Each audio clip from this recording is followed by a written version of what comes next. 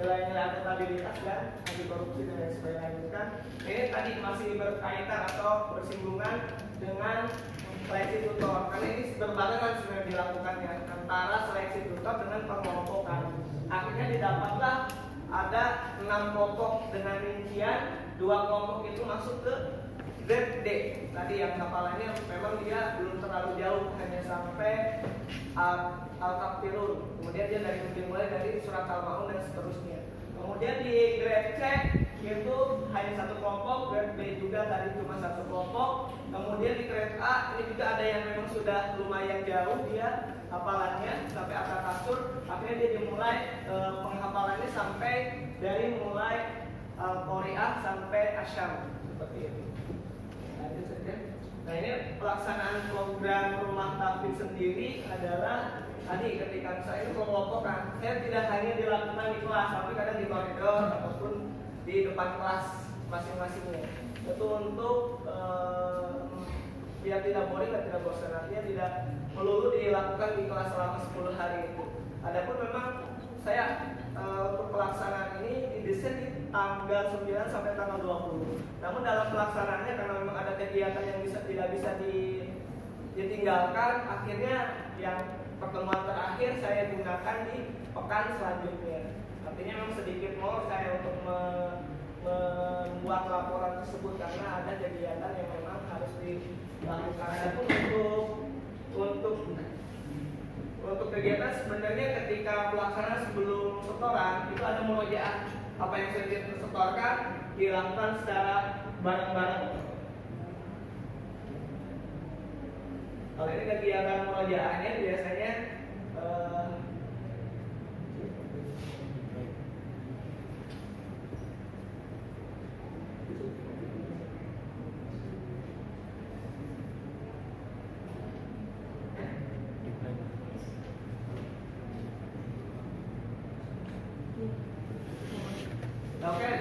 sebenarnya nanti saya mau menampilkan ketika murojaah siswa ketika dimulai kegiatan.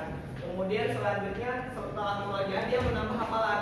Nama hafalan juga tadi ketika mau menampilkan juga ada video yang pertama tadi ketika murojaah, kemudian pada saat setoran hafalan cara berkelompok tadi saya ingin tampilkan cuma memang sedikit error yang ada kendala teknis, tapi tidak masalah itu. Untuk tadi untuk dalam program pelaksanaannya, jadi berkumpul berkelompok tadi Pak, dia berdasarkan grade dan segala macam. Itu untuk di pelaksanaan di kegiatan pembelajaran di program rumah tahfidz. Kemudian di kegiatan terakhir itu ada evaluasi dan diskusi dengan mentor. Ini dilakukan ketika di akhir setelah selesai dilakukan itu kita diskusi, kita rapatkan hasil dari rumah tahfidz selama 10 hari itu. Alhamdulillah walaupun tidak 100% mencapai target tadi yang 100 ayat karena memang terkendala dari bacaan siswa. Ada yang memang beberapa siswa yang belum lancar pembacaannya sehingga itu menghambat hafalannya. Dari 100 target dia hanya paling sedikit dia 68, tapi ada peningkatan. Selebihnya dari 27 siswa ya Pak, 27 siswa di kelas 10 RPL itu yang mencapai target atau memenuhi itu ada 22 siswa. Ada 5 siswa yang tidak mencapai target 100 ayat. Tapi kalau dilihat dari pencapaian itu ada dia hanya kurang 3, ada yang 3 ayat, ada yang 2 ayat. Yang paling tinggi memang hafalannya itu ada 145 ayat, itu yang tertinggi selama 10 hari. Yang terendah itu 68 ayat bisa dicapai oleh siswa tersebut. Itu untuk capaian akhir dari program rumah tahfidz itu sendiri. Adapun untuk kesimpulan dan sarannya, sebenarnya kesimpulan itu penerapan dari nilai-nilai aneka tersebut alhamdulillah bisa dilaksanakan dengan baik. Ada kerjasama dan lain sebagainya, saling bantu dan lain sebagainya, itu koordinasi dan lain sebagainya tadi sudah diterapkan sebagaimana mestinya. Adapun saran yang terakhir saya sarankan untuk sekolah saya sarankan untuk senantiasa mempertahankan program-program pembinaan karakter, pembinaan nilai-nilai keagamaan itu dipertahankan, kemudian